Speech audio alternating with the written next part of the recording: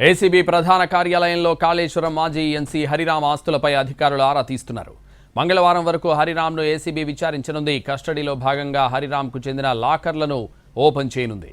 ఇంత భారీ స్థాయిలో ఆస్తులను కూడా పెట్టిన హరిరామ్ వెనుక ఉన్నది ఎవరన్న కోణంలోనూ ఏసీబీ విచారిస్తోంది. ప్రభుత్వ లెక్కల ప్రకారం 13 కోట్ల రూపాయల ఆస్తులను గుర్తించింది. బహిరంగ మార్కెట్లో వీటి విలువ 10 రెట్లు ఉంటుంది.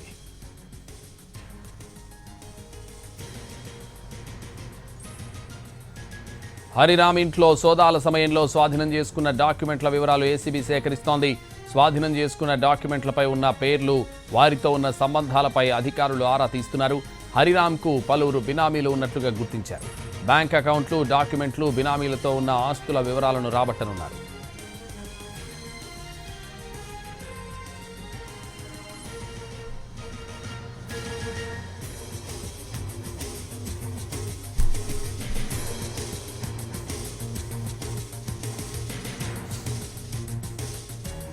ఇదే విషయానికి సంబంధించి మరిన్ని వివరాలు మా ప్రతినిధి రాధాకృష్ణ అందిస్తారు. రాధాకృష్ణ, అసిస్టెంట్ ఎగ్జిక్యూటివ్ ఇంజనీర్గా తన ప్రస్థానాన్ని ప్రారంభించిన హరిరామ్ తన 36 ఏళ్ల సర్వీసులో కోట్ల రూపాయలు సంపాదించిన వైనంపై ప్రస్తుతం ఏసీబీ అధికారులు ఆరా తీస్తున్నారు. ఈ గత నెల 26వ తేదీన అతని ఇంట్లో ఏసీబీ అధికారులు ఆదాయాన్ని మించిన ఆస్తుల కేసుకు సంబంధించిన అంశంపైన ఏకకాలంలో దాడులు చేయడం జరిగింది. టౌలీ చౌకీలో ఉన్న అతని ఇంటితో పాటుగా 13 చోట్ల ఈ సోదాలను నిర్వహించడం జరిగింది. దాదాపు 11 నుంచి 12 గంటలకు పైగా కూడా సోదాలు నిర్వహించిన ఏసీబీ అధికారులు అతనికి సంబంధించిన ఆస్తులను గుర్తించడం జరిగింది. ప్రభుత్వ లెక్కల ప్రకారమే దాదాపు 13 కోట్ల రూపాయలకు పైగా కూడా ఆస్తులు ఉన్నట్లు గుర్తించడం జరిగింది. ఇవి బహిరంగ మార్కెట్లో దాదాపు 100 నుంచి 200 కోట్ల రూపాయల వరకు కూడా ఉంటాయనేది అధికారులు చెప్తూ ఉన్నారు. ఇంత భారీ స్థాయిలో అతను ఏ విధంగా సంపాదించాడన్న దానికి సంబంధించి ప్రస్తుతం ఆరా తీస్తున్నారు. ప్రస్తుతం హరిరామ్ ఏసీబీ అధికారుల కస్టడీలో ఉన్నారు. కోర్టు అనుమతితో అతన్ని నిన్న ఉదయం ప్రస్తుతం మనం చూస్తున్న ఏసీబీ హెడ్ క్వార్టర్స్కి తీసుకొని రావడం జరిగింది. ప్రస్తుతం ఇక్కడే అతన్ని దర్యాప్తు అధికారులు విచారిస్తున్నారు. అతను 36 ఏళ్ల కాలంలో ఇంత భారీ స్థాయిలో ఏ విధంగా డబ్బును కూడబెట్టాడన్న దానికి సంబంధించి ఒకవైపు ఆరా తీస్తున్నారు. అలాగే ఇతను కాళేశ్వరం ప్రాజెక్టుకు సంబంధించిన అంశంలో అతను ఇంజనీరింగ్ చీఫ్గా పనిచేయడం జరిగింది. ఆ సమయంలోనే ఇతను హరిరామ్ అత్యధికంగా ఆస్తులను కూడబెట్టినట్లు కూడా దర్యాప్తుల అధికారులు ఇప్పటి వరకు గుర్తించడం జరిగింది.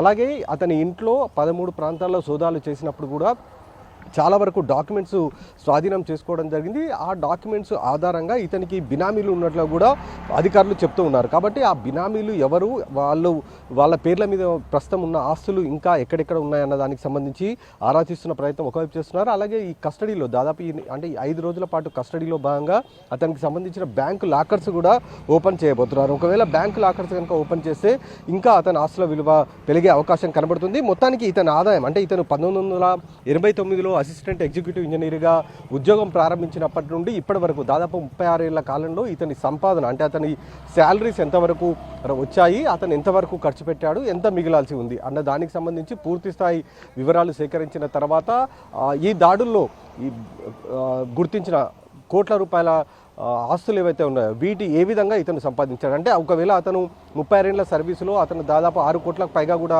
శాలరీ కనుక వస్తే 3 నుంచి 4 కోట్లు ఖర్చు అయిపోయినా 2 కోట్లు మిగిలాల్సి ఉంటుంది. కానీ అతని ఆస్తుల ప్రకారం చూస్తే మాత్రం దాదాపు 10 రెట్ల స్థాయిలో అతని ఆస్తులు ఉన్నాయి. కాబట్టి ఇవి ఏ విధంగా అతను సంపాదించాడన్న దానికి సంబంధించి ప్రస్తుతం ఏసీబీ అధికారులు ఆరా తీస్తున్నారు. ఈరోజు కానీ సోమవారం కానీ అతనికి సంబంధించిన హరిరామ్ సంబంధించిన లాకర్లని ఓపెన్ చేయబోతున్నారు ఏసీబీ అధికారులు.